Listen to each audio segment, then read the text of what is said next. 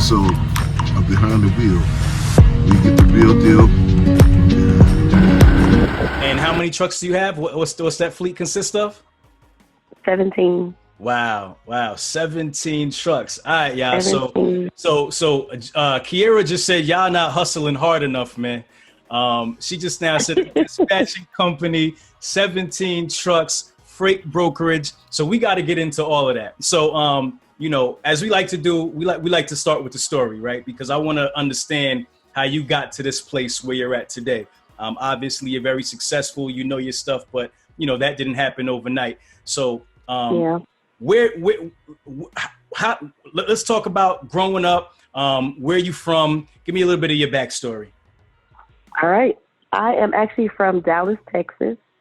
I got into trucking because I was working for AT&T once 15 years ago. And I have no high school diploma, no GED, and I have a felony. And I have 3 kids, single mom. So they outsourced my department at AT&T, and I didn't know what the hell I was going to do. I was standing at the end of my driveway about to lose my shit, literally.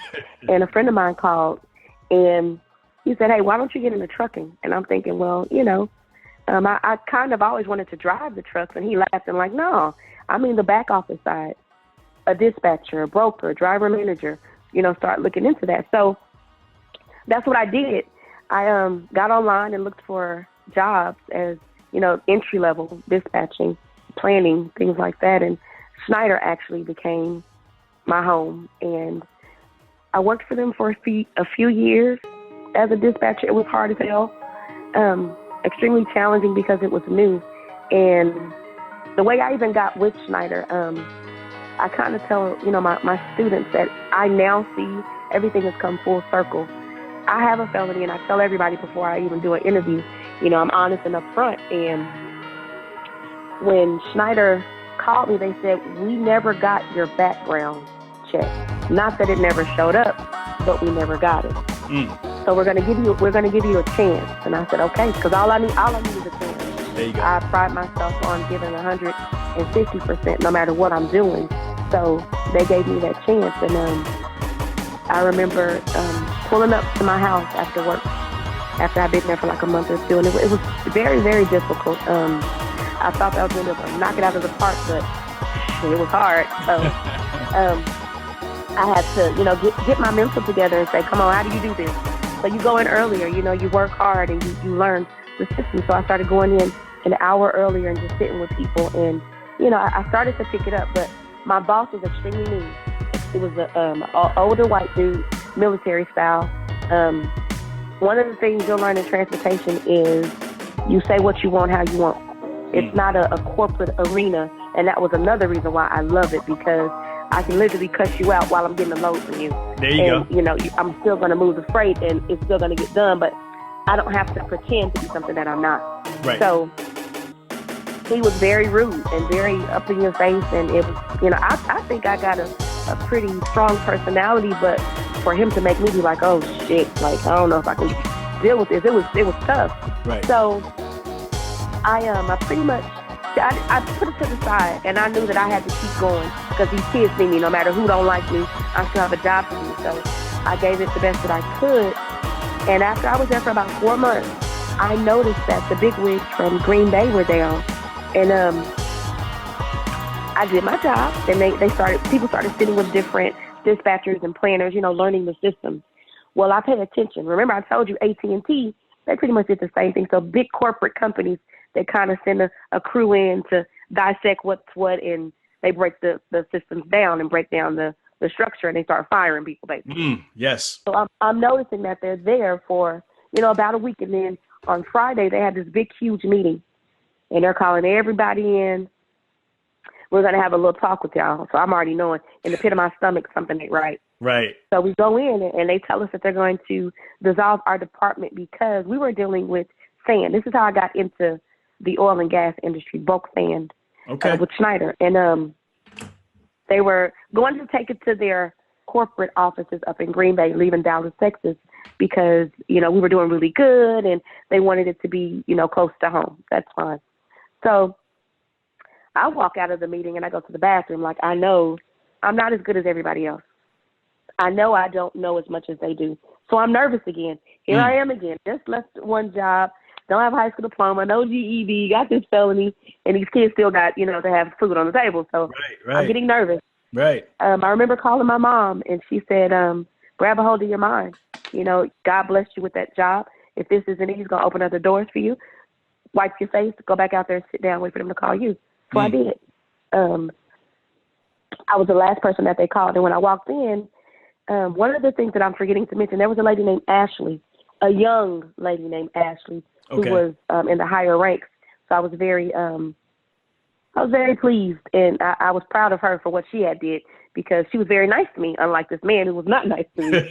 So when I walked in, I see her smiling, and I'm kind of making sure I hold my head up. It's not the end of the world, it's the end of a job. And I tell them, I'm just thankful for the opportunity, because I started to learn different things, and I see the growth that I could do in transportation for myself. Right. With the door that they've opened for me. Right. And, I know I was the last person that was hired, and people were coming out excited about their little severance packages and, whatever they're going to give me, I'm thankful for, which is exactly what I said. And they smiled as he gets up, and she walks to me and she says, "We're not firing you. We're asking you to come with us." Okay. And I was like, "What? Come with you?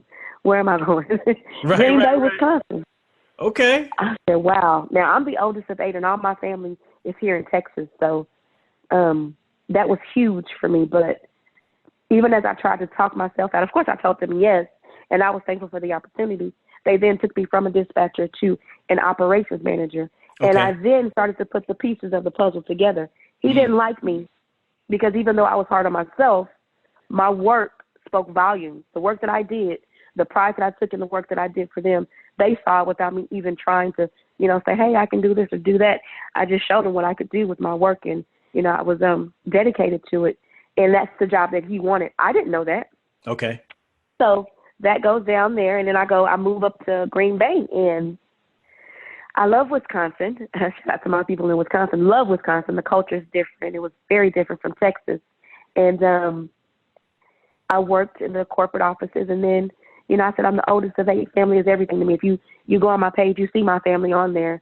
I got my kids, my siblings, everybody. We all, work together. So my sister was having another baby, and I had to choose between my job and family. And it's, as hard as it was to get where I was at in that short period of time, nothing can replace my family. So I went back home. Right. Well, this side, I worked on the shipper side for the first time. Okay. I never worked for a shipper before, only on the driver side. I worked for a company by the name of Berry Family of Nurseries as an account manager. Okay. So this is going back to Texas, right? You went back to Texas now. Back to Texas. Okay. Yep. Gotcha. Back to Texas. So I'm excited, because this is another opportunity within the transportation industry. So I'm knowing I'm going to get to learn this. I already know how to do driver management, driver planning. Like, I've learned a lot in the little bit of time that I was there. It's actually a couple of years at this point. Right. And now I'm going to learn on the shipping side. Cool. Excited. Okay. Little did I know, once I got done training, they gave me a laptop and a cell phone. And, I think I'm doing something big. Again, the girl with nothing. I got a little laptop and a cell phone. You can't tell me shit, right? Uh-huh. So I get trained up, and I turn my cell phone on and my laptop on a Friday, and my phone does not stop ringing. And I'm like, what's going on? Is there something that I'm supposed to be doing? Am I missing something? Why is my phone ringing the way it's ringing? Right. And my husband at the time, he drove trucks. He drove for Swift, actually. And he said, you know what? When you go to work Monday, you might want to go in early. It's the reason why they're calling you like that. That's the first light bulb that went off. Okay. The reason why they're calling me like that. So I get up and I go early. Well, I'm nosy, and I look around and I see that these drivers, these young men who are owner-operators, who own a few trucks, they are making 6 figures in less than 3 months. I am blown away. And so, because I getting to know them, I start asking questions. Hey, what do y'all do? Because this is seasonal. So when the season's over, like, what do y'all do next? And he says, why? Do you want to dispatch us? Yeah. Now, I don't even know what the hell a dispatcher is for an owner operator. Right, but right, yeah, I right, want to do it. right. You know, because they're smart enough to figure out how to do six figures. And it wasn't just him. It was like kind of a family thing where him, his brothers, his uncles, everybody owned trucks. Okay. And so I went home and I said, we on the wrong side. Like these young dudes, they doing it. They was 20, 22, 23, 24, 25, young. So, So hold on one second. Hold on one second, Kiera. Go ahead. So the phone calls you were getting, because I don't know if I missed something. So you said you were getting the phone calls. Who was placing these phone calls to you? Oh, I'm sorry. Yeah, Look, the phone calls, they were from the drivers. The drivers. See, I was an account manager. So my job was to give them the load. Okay. My job was to give them the load. And as soon as I turned my phone on, because the season was starting, they were calling. They were out the gate calling, and they needed to get to somebody. And it was never the same number calling once. It was all these drivers calling, and it was like nonstop. Gotcha. So that's why they were calling me, because they were trying to get loads. Now, and that was fine. And this was the same group of young men that you ended up seeing when you went there early that morning. Yep. Okay, got you. Go ahead, continue. I just want to make sure I got the whole story. Go ahead. Yep. So I'm putting two and two together now. Remember, at first I knew nothing about transportation. I just started to see different types of opportunities. Right. Again, the biggest part of it, I'm a felon, and I wasn't making chump change for these companies. So I'm thinking ahead of the box. When the season is over, I could actually start my own company and dispatch them. I do a little bit of research on it, start making some phone calls, and ask them what they're expecting of me. And that's how I started my dispatching company. The first week that I dispatched, I did $10,000 in my pocket. Wow. And I never went back since. Okay. From there, I kept growing. So stop right there. So making that transition from being an employee into entrepreneurship. Tell me a little bit about that, because I mean, like, have you ever done any entrepreneurship before in life? I mean, because before you were an employee, so now it's like you see this great opportunity, you're like, boom, I'm going to start my own business. Like, where does that come from? Well, I've never been an entrepreneur, but my father is an extremely accomplished one. I watched my dad grow his business. He's been in business for 25 years now. He owns a roofing and construction business, and he does really well. Okay. So that hustle I got at a very early age just by watching my dad. He's amazing at what he does, and I always wanted my own. I guess the connection for me was, if my daddy can do it, I could do it. And I'm not afraid, because I know I'm always bet on black. If it's up to me, I'm gonna get it done. Okay. So with the opportunity that they gave me, I never had that before. But I ain't scared. Scared money ain't making no money. So I just did it. That's right. That's right. And what's crazy is my students, they ask me certain things like, hey, how do we set up our LLC or, our businesses? And I'm like, look, I'm all things trucking, but business and stuff, I'm going to go ahead and refer you to like a business attorney, because when I got started, I literally sat in my office with my daughter, who is 19 years old now. And I told her, what I'm doing, what I want to do. My best friend came over. I ran the idea by them. And the next day I was just, this is it. Got you. I had me a little tablet and a phone. So the entrepreneur thing, like, I ain't going to lie to you. I didn't know I was going to get to where I'm at now. Okay. I thought that it was just, I done made $10,000. I know I'm not going to stop. And I knew that it could get there. Okay. But I never knew that doors would be open like they are. So it just was I'm not a scary person, and I know, like I said, if it's going to get done, I'm going to make it happen. So that's what I did. Okay. So you saw an opportunity and you just went for it. So, So you started a dispatching company. You said you made $10,000 in your first month? First week. First week. All right. First week I did $10,000. $10,000 in your pocket. Yep.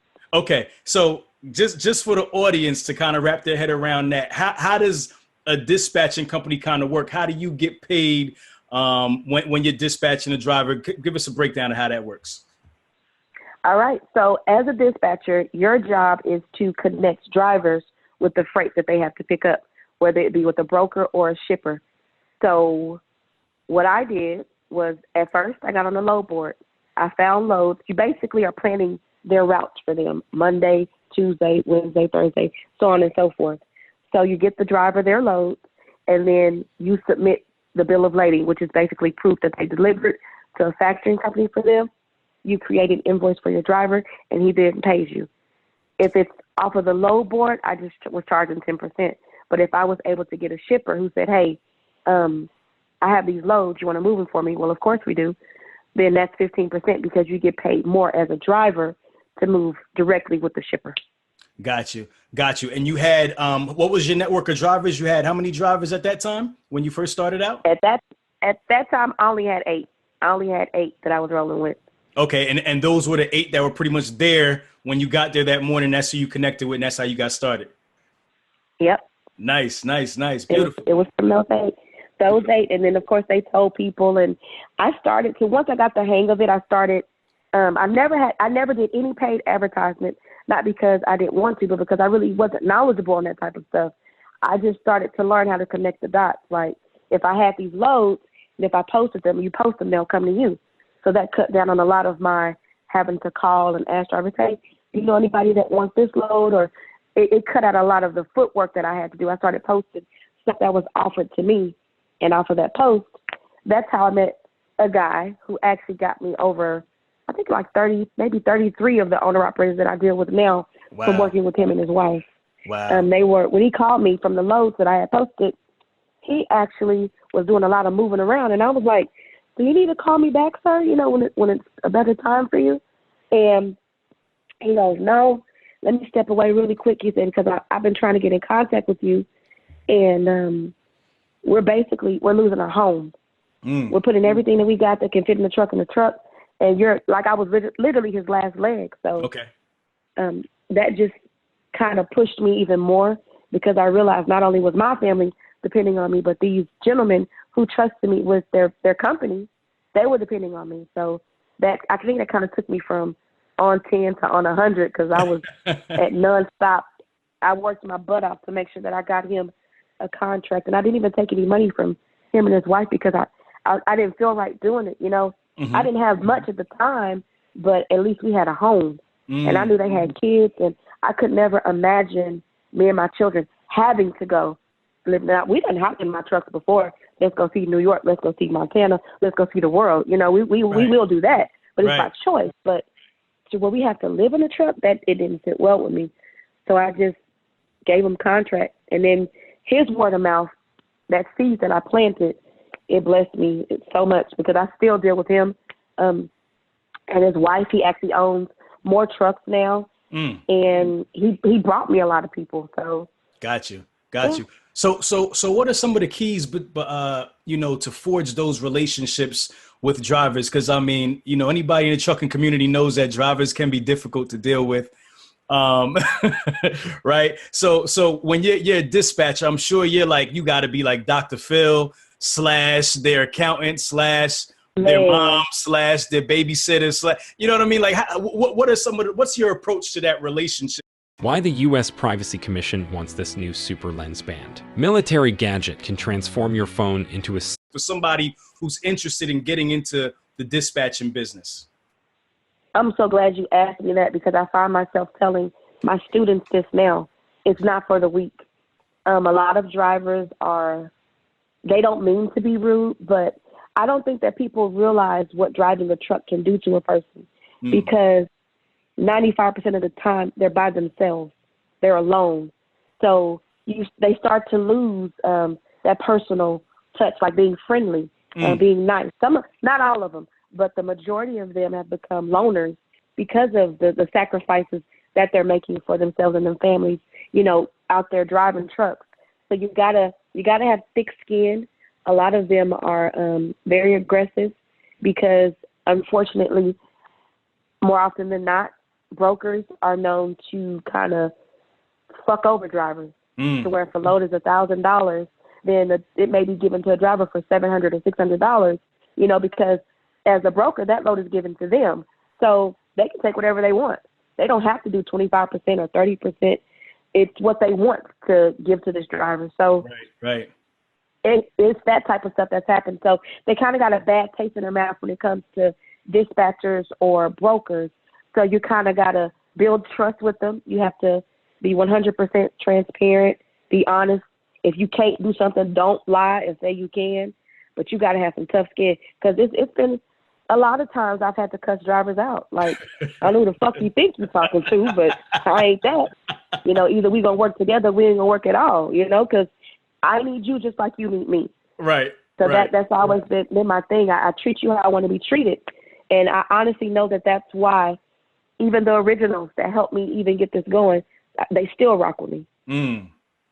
Relationships that I've built from years ago, I still got.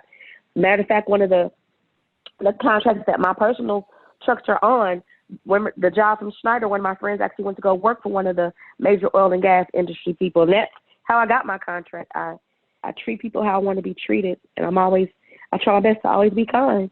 Right. So that applies to drivers, especially. Be kind. Relationships are definitely everything in this business. So distinguish the difference between being a dispatcher and a broker, because we're naming those two things in the same sentence. Distinguish the difference between that for the audience. All right. Well, the way that I found was easiest to describe it.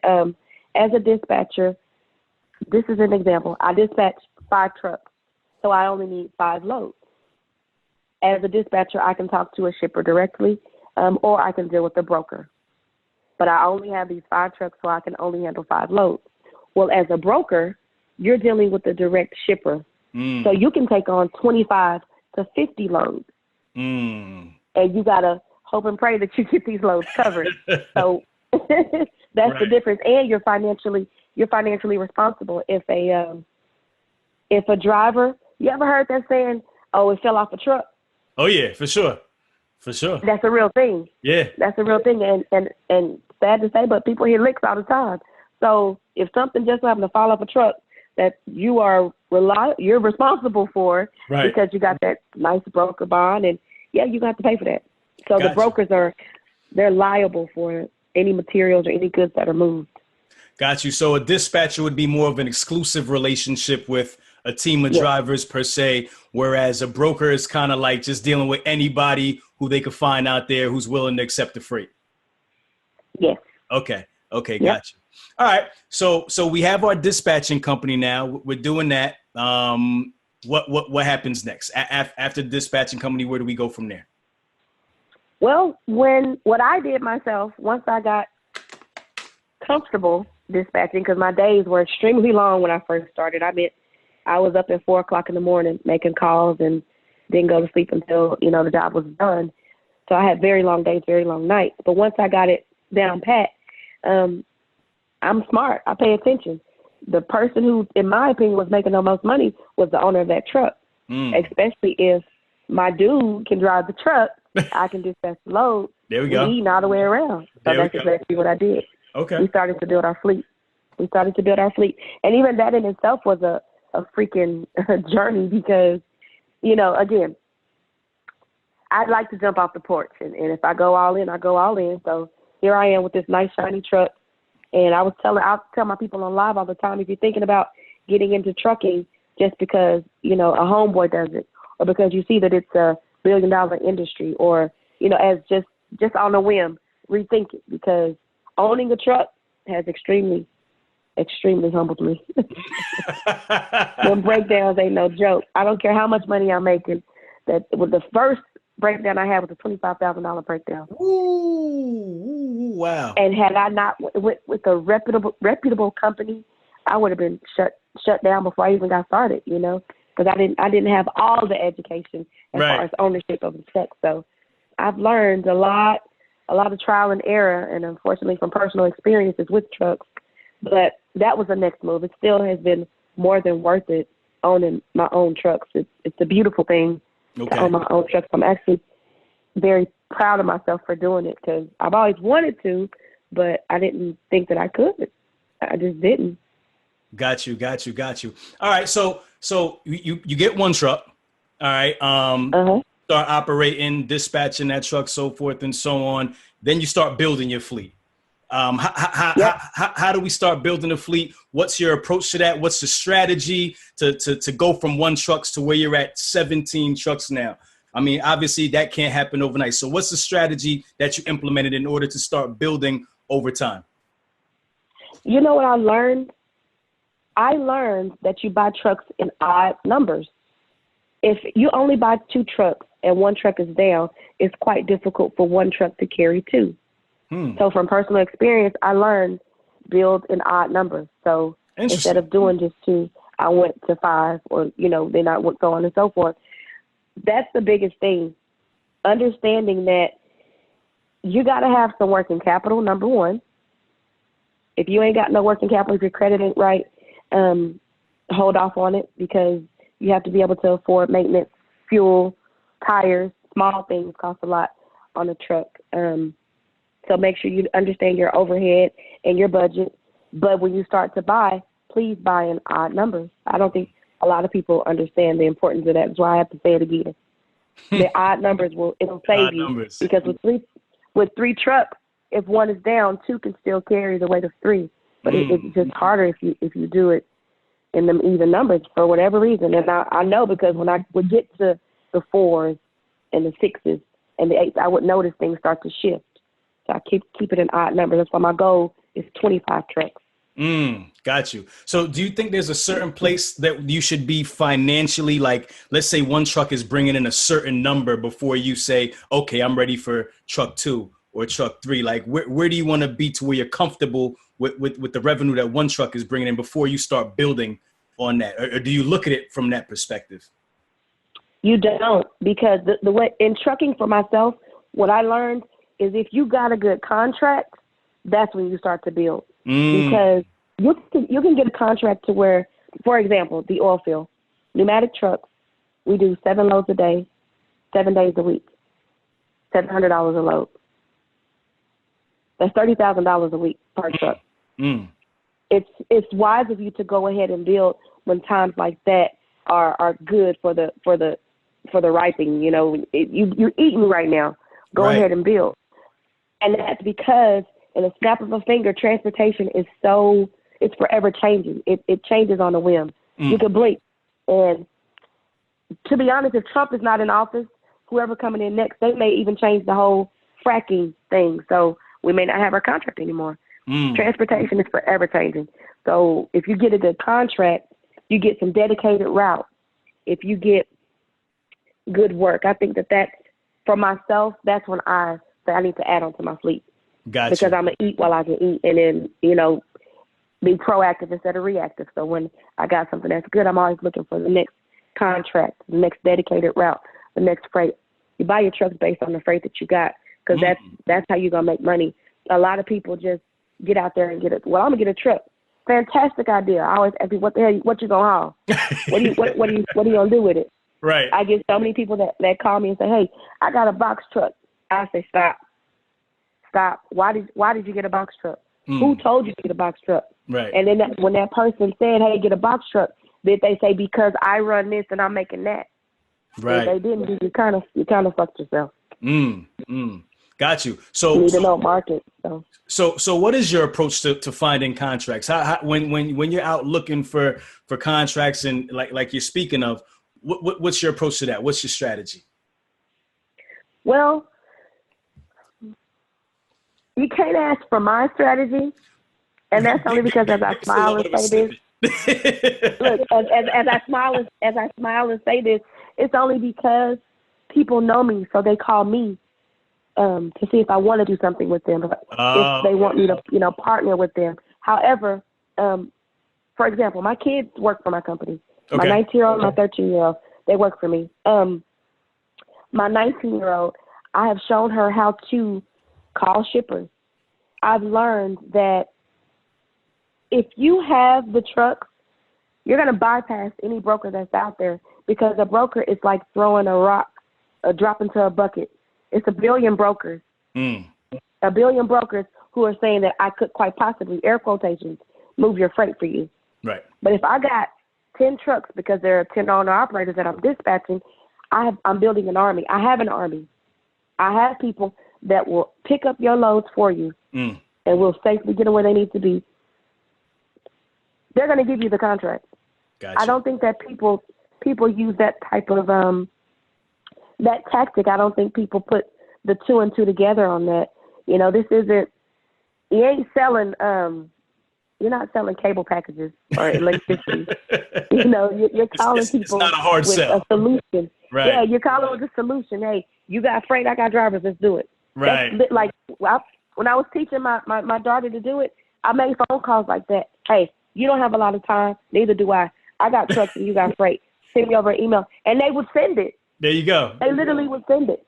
There you go. It's because supply and demand. You got the supply, I demand, you give it to me. There we go. There we go. It's simple. I like People that. just overcomplicate stuff. Nah, I like that, and you're absolutely right. It's definitely supply and demand. So since we're talking about it, you said your daughter works for you, right? Oh yeah. All right.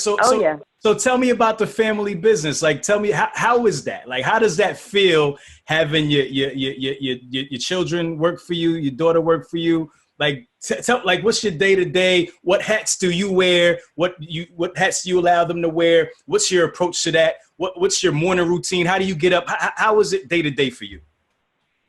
Well, one thing that I'm forgetting to tell you, I homeschool my children as well. Nice.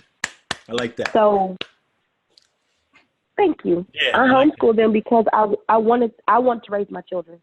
My mother homeschooled us, and before I became a wild, crazy teenager and started running away, my mom and my dad did the best that they could, and that's one of the things I remembered.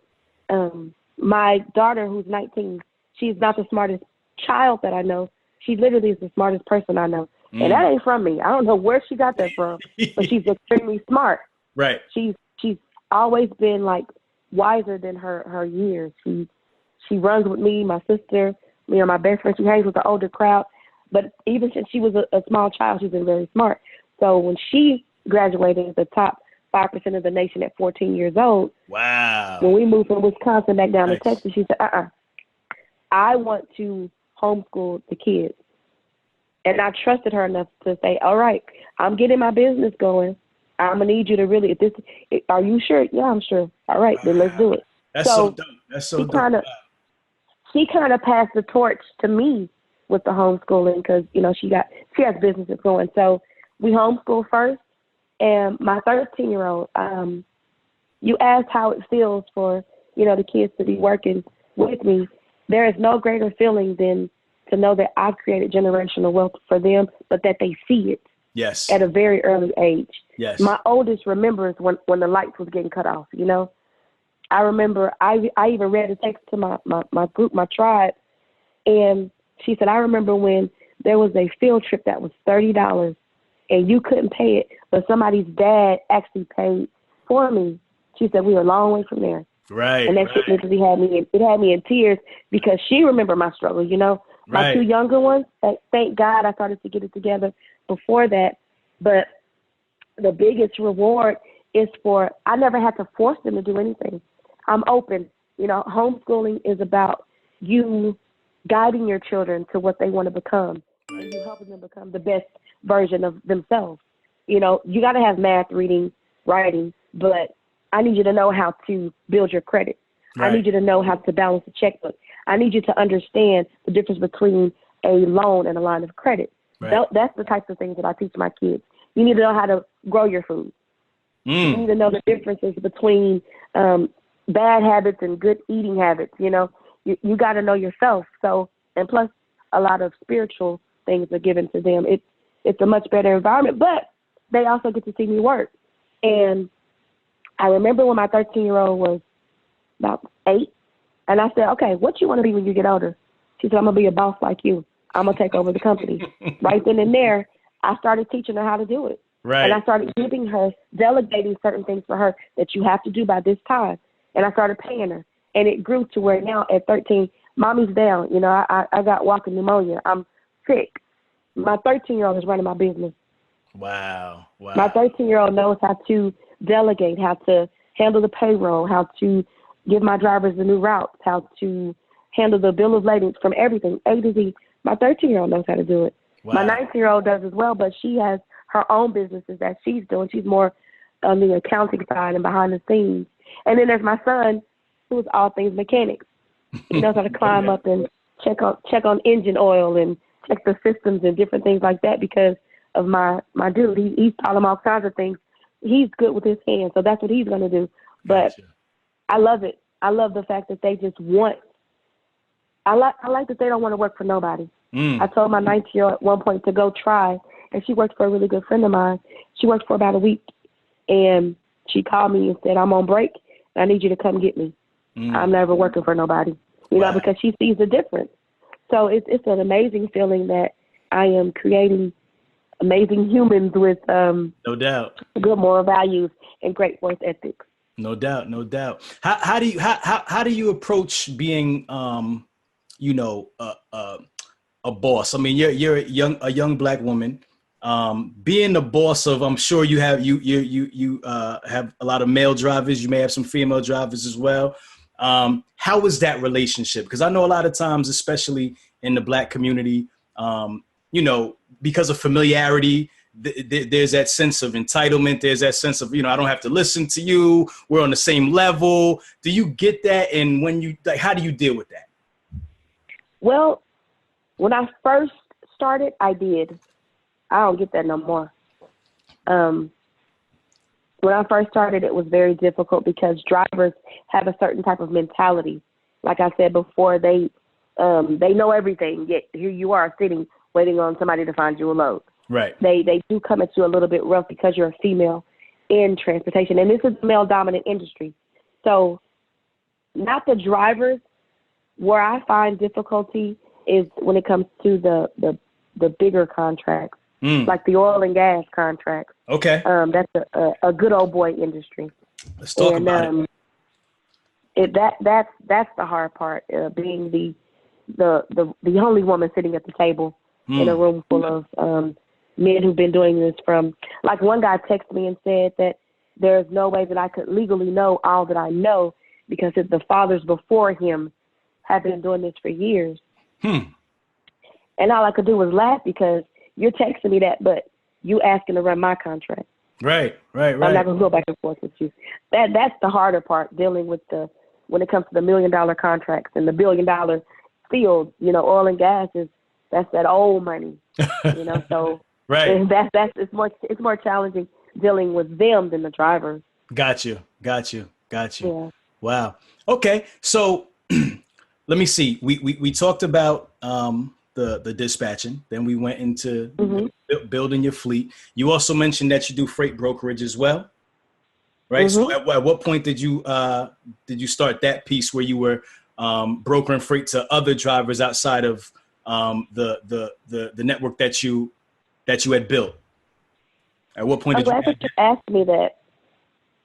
I'm glad that you asked me that because, as you know, well, I don't know if you know or not, but I teach people how to do what I do. Okay. And if you don't have any type of industry, we're gonna get to that part. if you don't have any type of industry knowledge, then I won't sell you the brokerage course. Okay. And that's only because I got to that part by building. I got drivers. I was dealing with shippers, so I already had that relationship. And I got into the brokeraging because they said, "Hey, you guys do a kick-ass job for us. We building more. I need about 10 more trucks." And it's like, okay, either I can go ahead and get a brokerage so I can just eat greedy. I'm eating everything on the table. I got the drivers, I got the dispatchers. Now I'm brokeraging. Some of my trucks are on it. I got into brokeraging because they started asking more and more, "Hey, we need you to take on more of the loads." Not until I was comfortably dispatching, not until I had already built relationships with shippers and drivers. That was my approach. And I think that that's why I've been more successful than a few of the other people that I know, because I took a different route. I built the relationships. It ain't what you know, it's who you know. There you go. And if your work can speak for itself, then they're gonna want to fuck with you regardless. Right. So why not get a brokerage? And now that's one of the things that I offer for my people who I'm teaching. Those who aren't comfortable, I let them work with me. Got you. Okay, so let's get into that because you kind of segued onto your teaching, right? So this is where we come back now. We done rewind. Now we fast forward into now we're back to the trucking guru, right? So why did you decide or feel that it was important to start teaching? All right. A while back, someone made a post, and it said broker agents make $279,000 a year. And I respond to that post just because it was in my timeline, just shooting the shit. I said, great post, but actually they make more. Well, mine do. If anybody's interested in doing it, if I could help, let me know. Okay. That was just a genuine comment, right? Okay.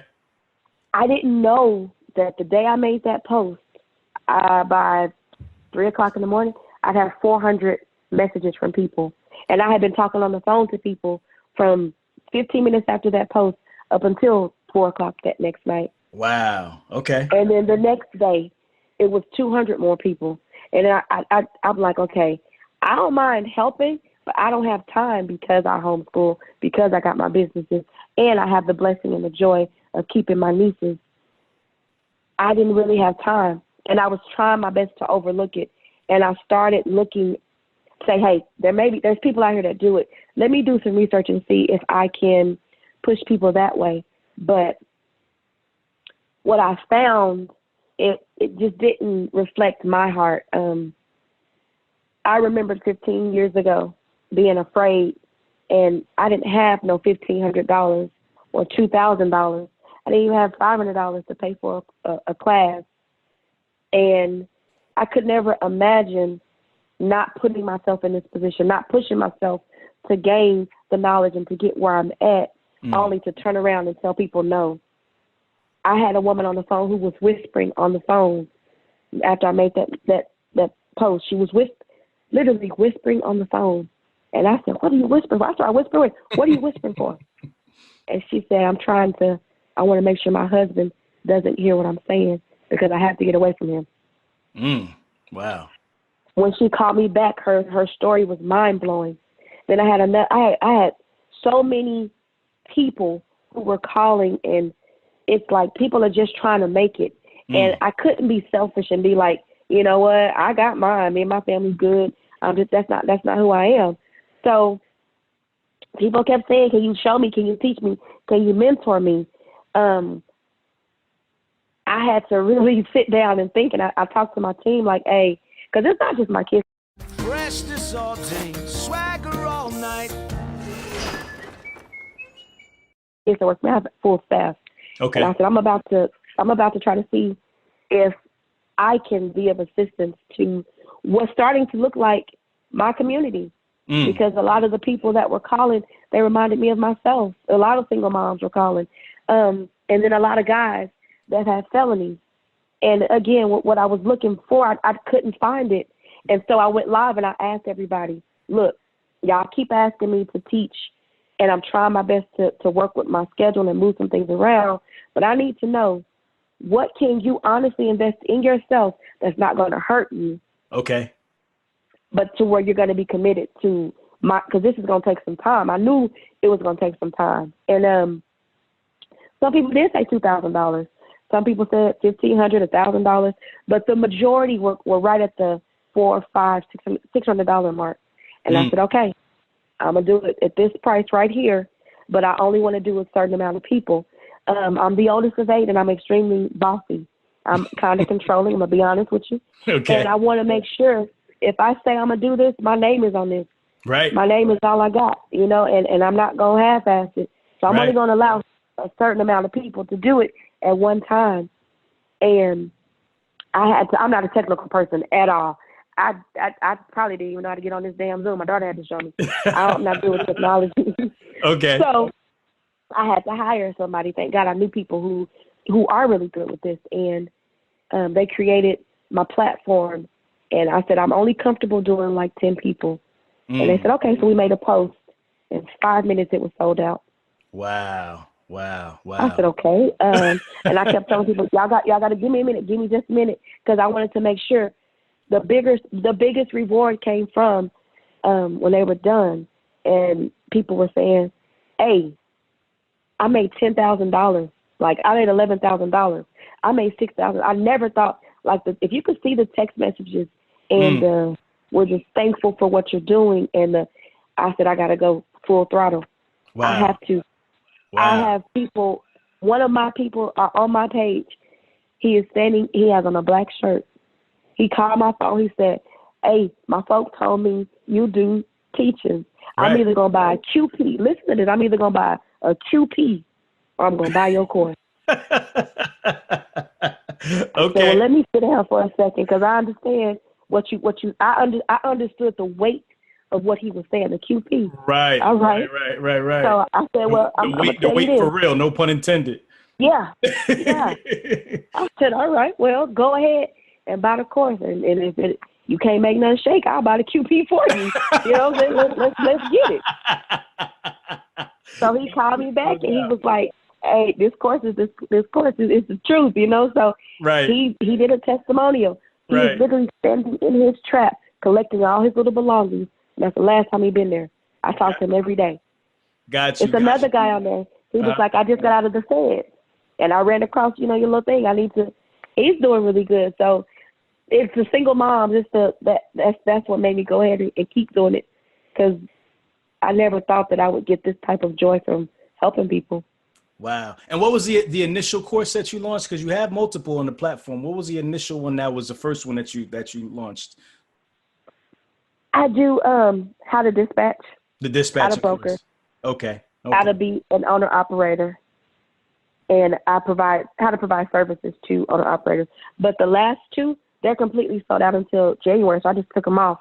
I took them off my my website, and now, I was doing the webinars, and I've actually met some amazing people just on Instagram.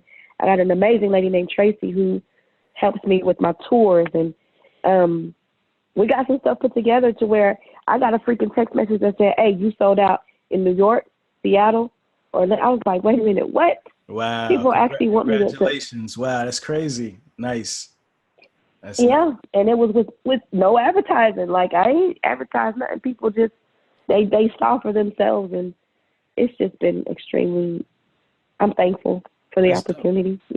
That's dope. So what do you think is some of the biggest barriers that people have in crossing over, man? Like just while we're talking about, you're teaching, you're consulting, you're helping people out. What do you think are some of the things that hold people back from being able to cross over into entrepreneurship, into, this world of financial freedom, doing their own thing? What do you think are some of the setbacks? For starters, the lack of knowledge. I learned quickly that a lot of people have no idea the type of money you can make in trucking. They only know of the semi truck and a broker. That's it. They think that that's the only way that you can do the money. But a lot of people don't know the financial freedom, the generational wealth that the transportation industry can provide. So they don't do it. They have no idea. As far as the entrepreneurship, what I'm seeing for myself, which is why I actually offer something for people, is people are afraid to bet on themselves. You go work for somebody else for 8 hours. That dedication they don't have for themselves. You can't give yourself 8 hours a day to put in work. You don't believe in yourself. Right. A lot of people need to be built up to where their confidence level gets there. They don't know what they can do, honestly, because they've always done it for somebody else. I think that's a big obstacle. The fear of the unknown. For sure. Not really knowing. For sure. All right. So what's next for you, Kiera? I mean, you've done so much. I mean, you've built 3 amazing businesses. Now we add on you're teaching, you're consulting. I mean, what else are you thinking about? What else is going on in your head? Or are you just want to hone in on what you're doing and continue to build that up? What's next for you? Well, because I am a felon, the next thing that I'm doing, I'm going to be doing transitional homes, halfway houses. I want to help people that are in federal penitentiary or good old-fashioned regular old jail. I want to be able to put them in a nice, safe place, because a lot of people are sitting in jail only because they don't have anywhere to go. They're done with their sentences, and they ain't got nowhere to go. So I want to provide transitional homes and halfway houses, but not the shitty ones, because I know a lot of people that's wrapped up in the system. Right. And the places that they're going, it's like, I don't understand why they got to live like they're still in jail. So I want to provide top-of-the-line places for people who have done their time, but I also want to teach them how to drive the trucks if they want to dispatch, brokerages, different little fields that you can get in transportation. Mm. And then I want to employ them. I want to educate, facilitate, and employ. So that's what I'm working on next. I want to really make some changes. Well, not make changes, but I want to provide opportunities, because a lot of people, it's a cycle.